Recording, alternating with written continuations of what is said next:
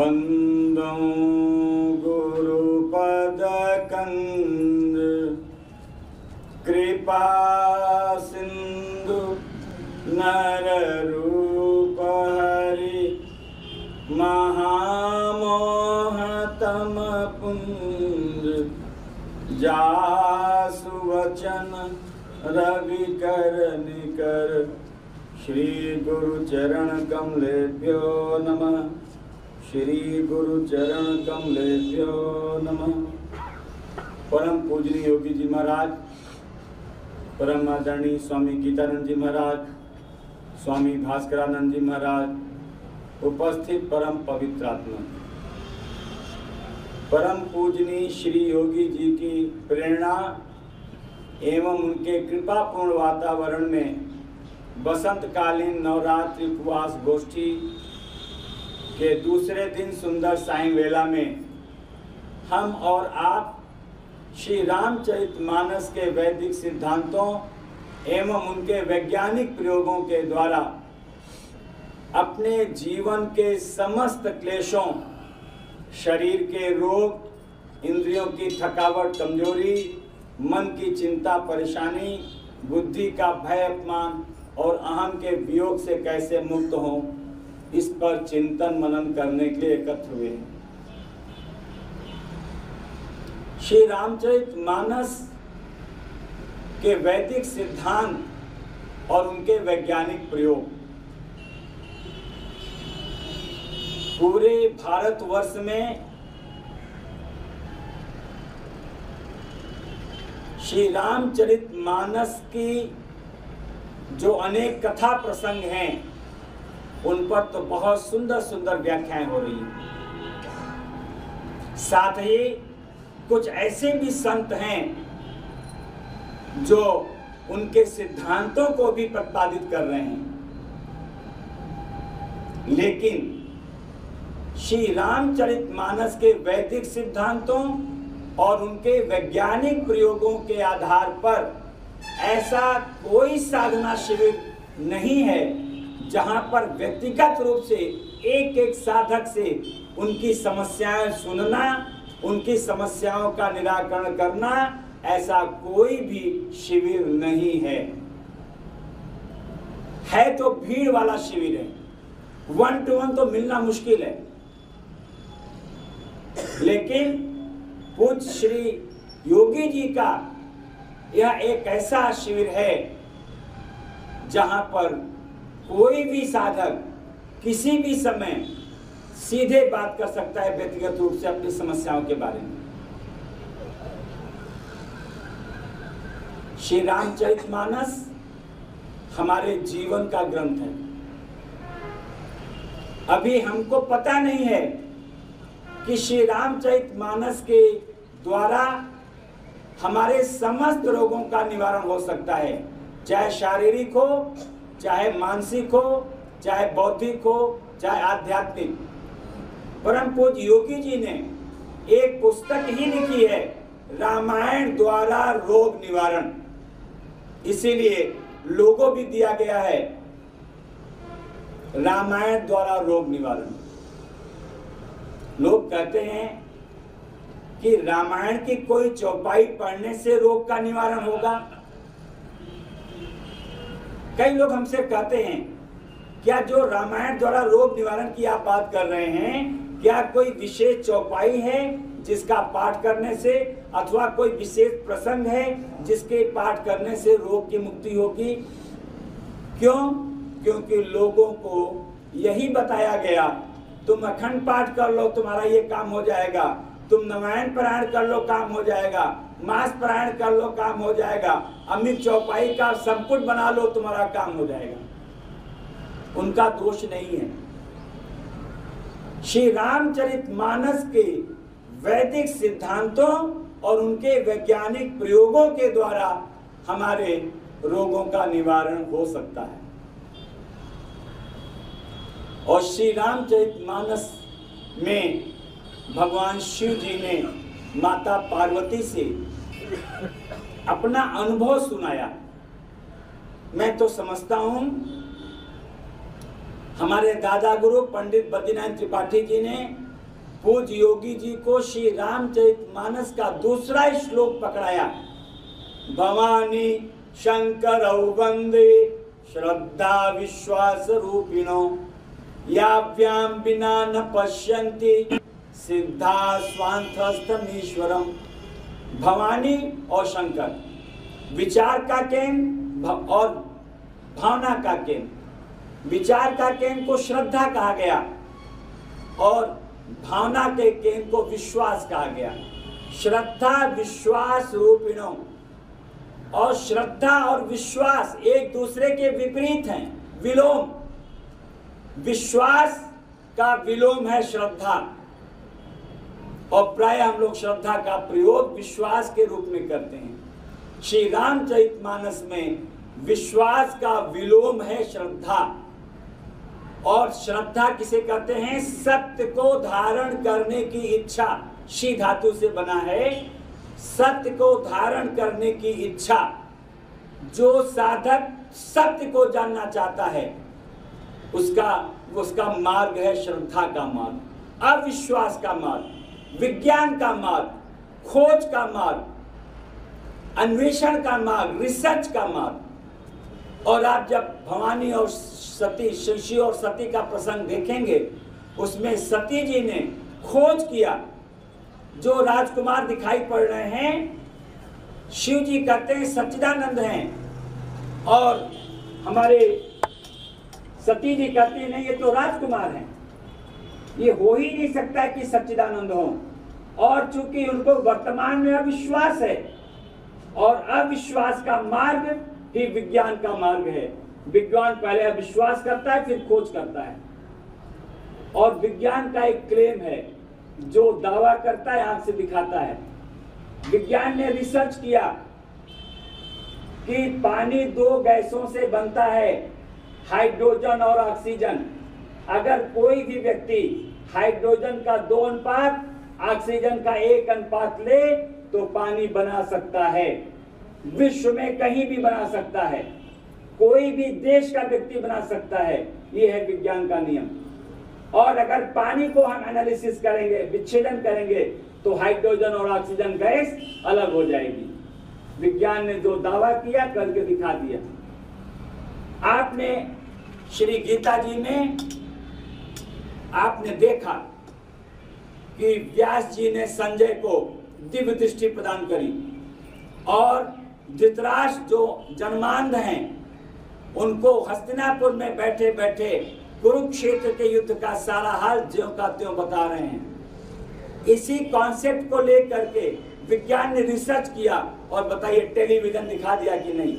आप बैठे अपने घर में हैं और कहीं का भी घटना का दृश्य आप देख सकते हैं। तो वह जो विज्ञान जो क्लेम करता है वो दिखा देता है, लेकिन हम जो क्लेम करते हैं नहीं दिखा पाते। इसीलिए हमारे जो वैदिक सिद्धांत हैं, उनको वैज्ञानिक प्रयोगों के आधार पर, अभी हम बीच में मैंने पेपर में पढ़ा, आदरणीय श्री मोदी जी ने वेद विज्ञान पर रिसर्च फाउंडेशन बनाया है।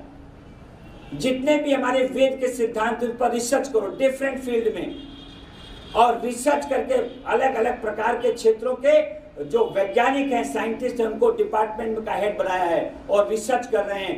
वेद को विज्ञान से सिद्ध करना, ये एक बहुत बड़ा मिशन पूज्य श्री नरेंद्र मोदी जी कर रहे हैं।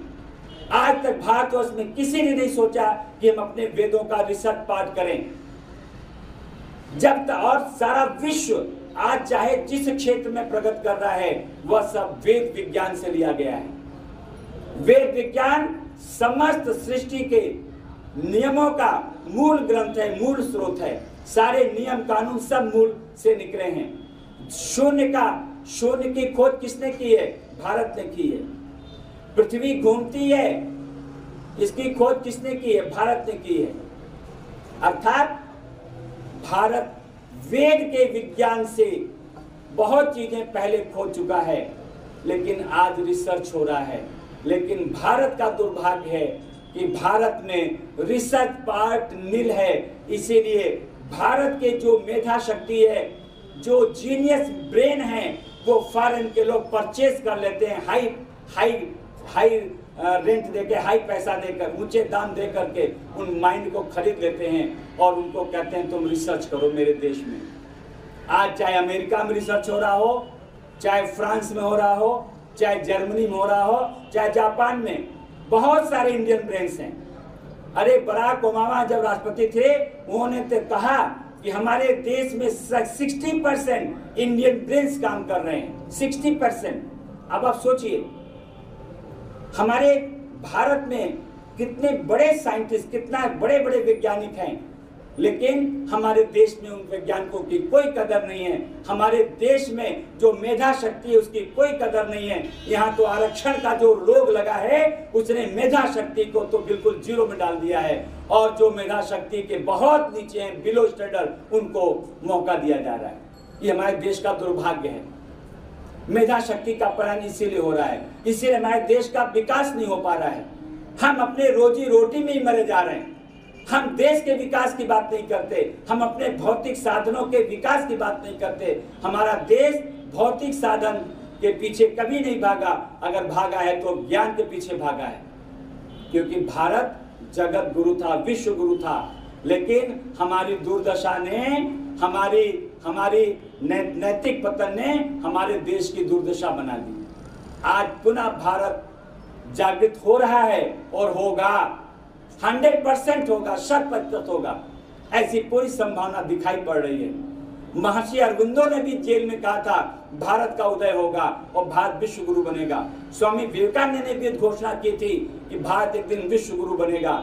आचार्य श्री रामदेव जी पूरा प्रयास कर रहे हैं कि जो विदेशों कि मल्टीनेशनल कंपनियां हमारे देश में आकर टूथपेस्ट से लेकर के और सुई से लेकर जहाज तक का सारा वो पैसा हमारे देश का अपने देश ले जा रहे हैं। उन्होंने बहुत सारे विधाओं में ऐसे सारे रिसर्च करके, बहुत सारे साधन दे करके अपने देश का पैसा अपने देश में के सम्मान में खर्च हो, अपने देश के विकास में खर्च हो, उस पर काम कर रहे हैं। अभी बहुत सारे दिशाओं में काम हो रहा है, लेकिन अभी और भी दिशा में काम करने की आवश्यकता है। श्री रामचरितमानस के वैदिक सिद्धांतों और उनके वैज्ञानिक प्रयोगों पर रिसर्च की बहुत सारी संभावनाएं हैं।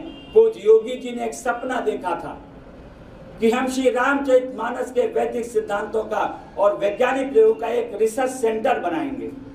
और आपको नहीं पता है, रिसर्च सेंटर के लिए योगी जी ने, पूज्य योगी जी ने मेरठ में ISS, Indian association for spiritual scientific एक संस्था बनाई ISS के नाम से, और वहां पर अखिलेश जी को पूरा है उसका कार्यभार सौंपा और उनको विदेश के लिए पूरा मौका दिया, विदेश जाने के लिए, कि हम पूरा रिसर्च करेंगे और ऐसी मशीनें लाएंगे बाहर से और उनको दिखाएंगे कि राग का हमारे बॉडी पर क्या प्रभाव पड़ता है, द्वेष का क्या प्रभाव पड़ता है, क्रोध का क्या प्रभाव पड़ता है, ईर्ष्या का क्या प्रभाव पड़ता है, नकारात्मक सोच का क्या प्रभाव पड़ता है, निंदा का क्या प्रभाव पड़ता है और पॉजिटिव थिंकिंग का क्या प्रभाव पड़ता है। हम आपको मशीन से दिखाएंगे। आपके ब्लड में क्या रिएक्शन होता है हम आपको दिखाएंगे। अगर श्री रामचरितमानस की वैदिक सिद्धांतों, उनके वैज्ञानिक प्रयोगों को अगर हम देखेंगे, समझेंगे, तो हमारे जीवन के सारे विकार नष्ट हो सकते हैं। लेकिन दुर्भाग्य क्या हुआ कि वह काम अधूरा हो गया, नहीं हो पाया। बहुत हाई इन्वेस्टमेंट हुआ, 1 करोड़ से तो सत्संग हाल बनाया गया, लेकिन सारा जो एम ऑब्जेक्ट था वो जीरो हो गया। कोई बात नहीं, जब कोई अनुसंधान होता है और किसी व्यक्ति विशेष पर हम फेथ करते हैं तो कभी सफलताएं मिलती हैं, कभी असफलताएं मिलती हैं, लेकिन जो रिसर्च करने वाला है, खोज करने वाला है, वह अपनी हार नहीं मानता, प्रयास में लगा रहता है। मेरी तड़प है कि पूज्य योगी जी के उस मिशन को हमें पूरा करना है।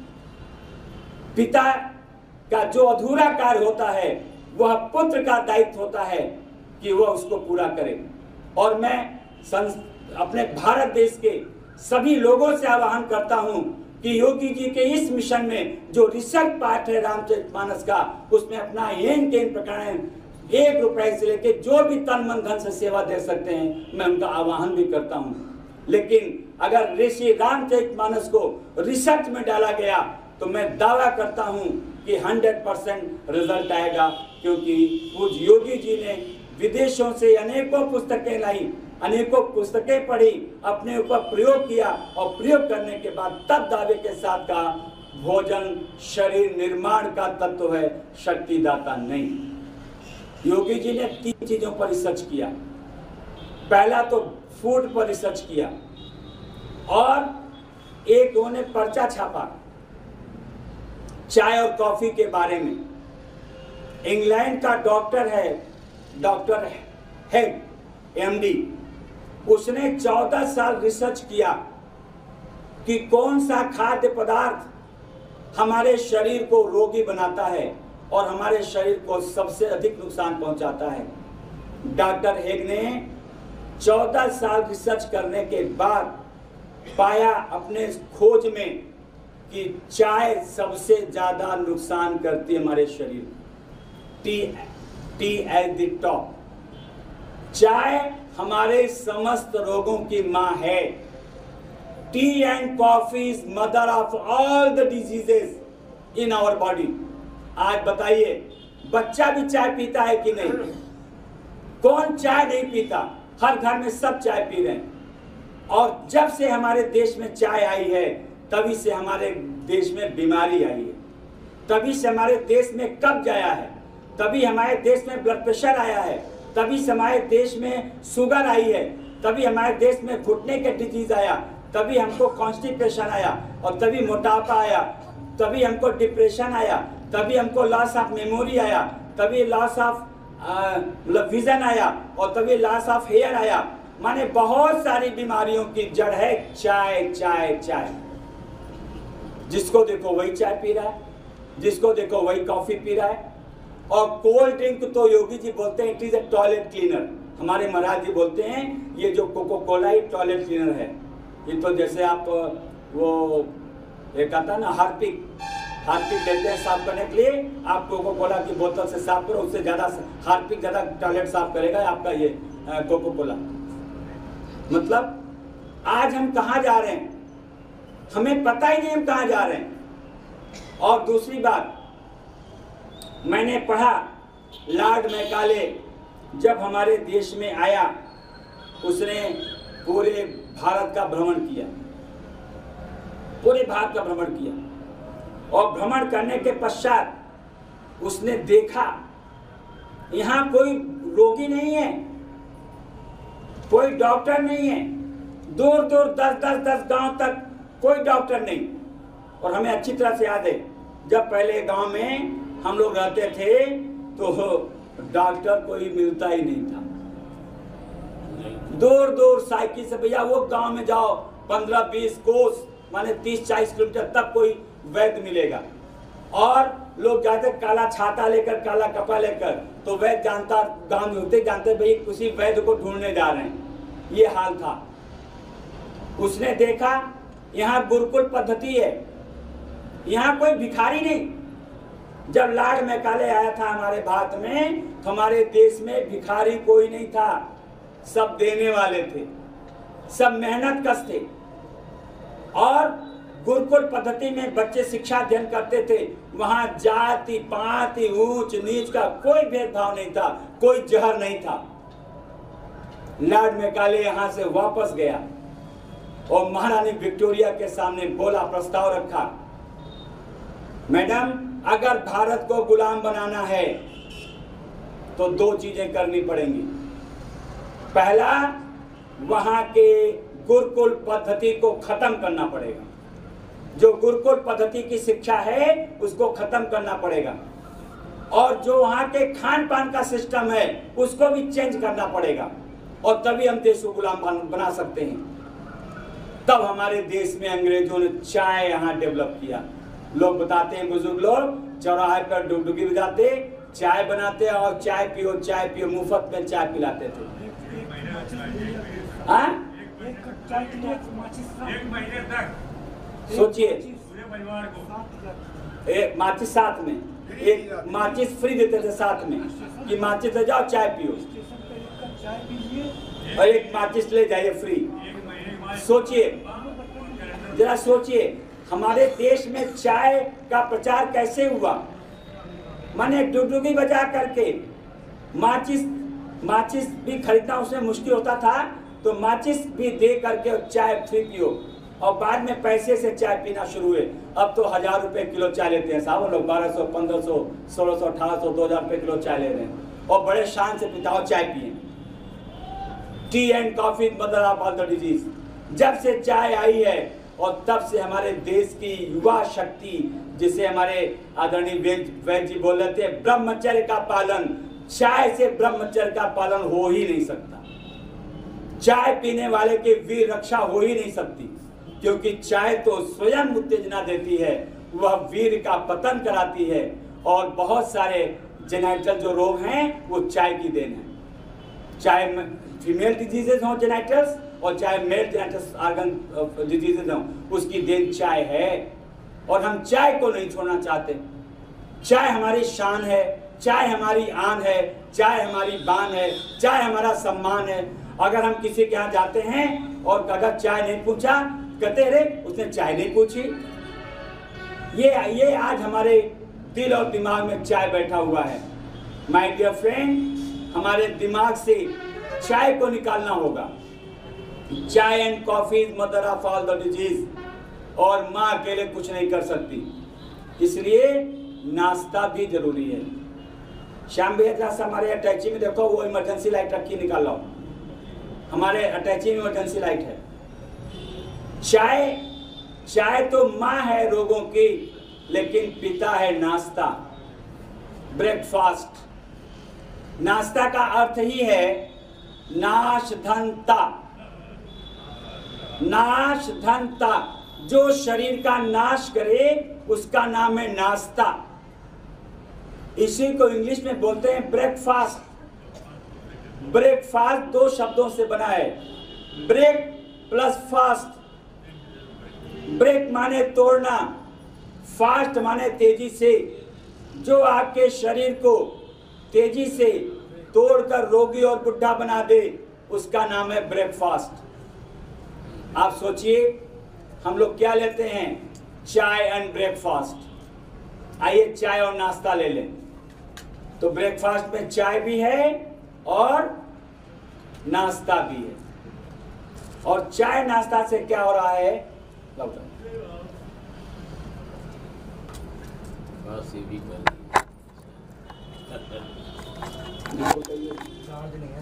चलो लगाओ, फिर चार्ज लगा।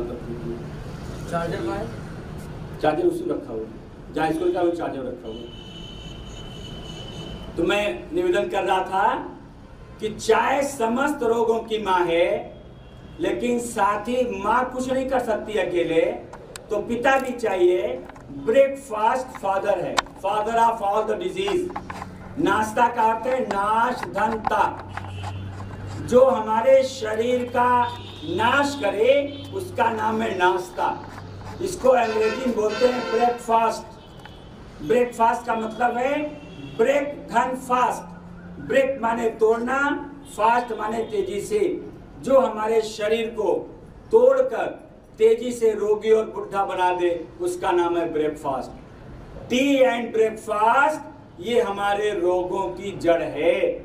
और जब तक हम चाय नाश्ता लेते रहेंगे, कोई भी परहेज, कोई भी आप उपाय कर लें, आप रोग मुक्त हो ही नहीं सकते, क्योंकि समस्त रोगों की माँ और पिता आपके जीवन से जुड़े हुए हैं। इसलिए एक योगी जी ने एक पुस्तक विदेश से लाई थी, इंग्लैंड से, और महात्मा गांधी जी ने जब इंग्लैंड की यात्रा की तो उनके वो उपवास करते, तो उनके सिर में बहुत दर्द होता था। तो उन्होंने कहा कि मेरे को बड़ा सिर दर्द होता है उपवास में, फास्टिंग जब मैं उपवास करता हूँ बहुत सिर में दर्द होता है। अब उनको नहीं पता था सिर दर्द क्यों होता है। उन्होंने कहा कि यहाँ पर एक सोसाइटी है, नो ब्रेकफास्ट प्लान। सोसाइटी का नाम है नो ब्रेकफास्ट प्लान।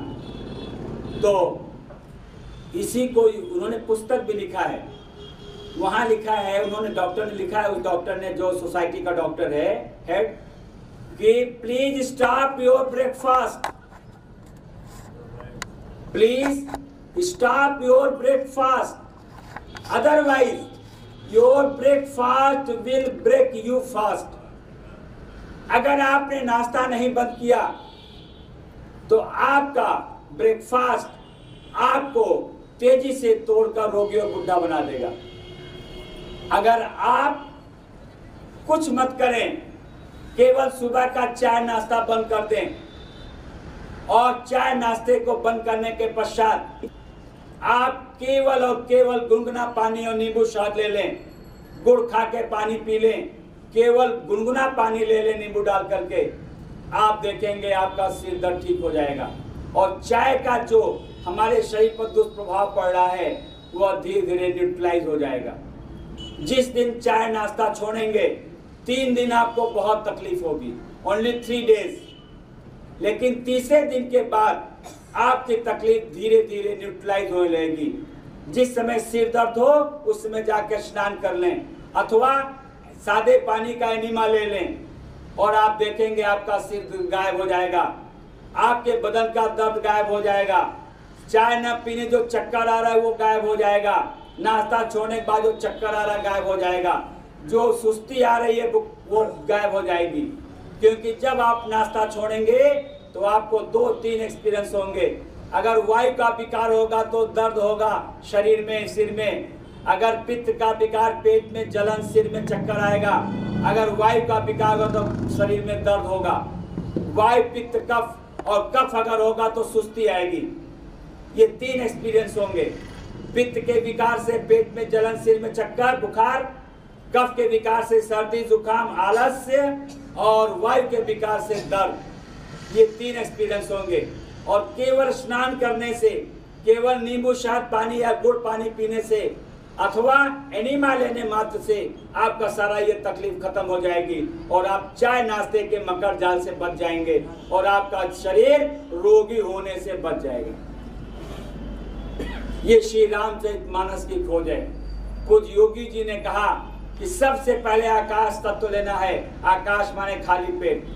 अगर आपने खाली पेट रहना शुरू कर दिया तो आपकी जीवनी शक्ति अपने आप रोगों के बल और विकार का निष्पादन कर देगी, निष्कासन कर देगी, सफाई कर देगी।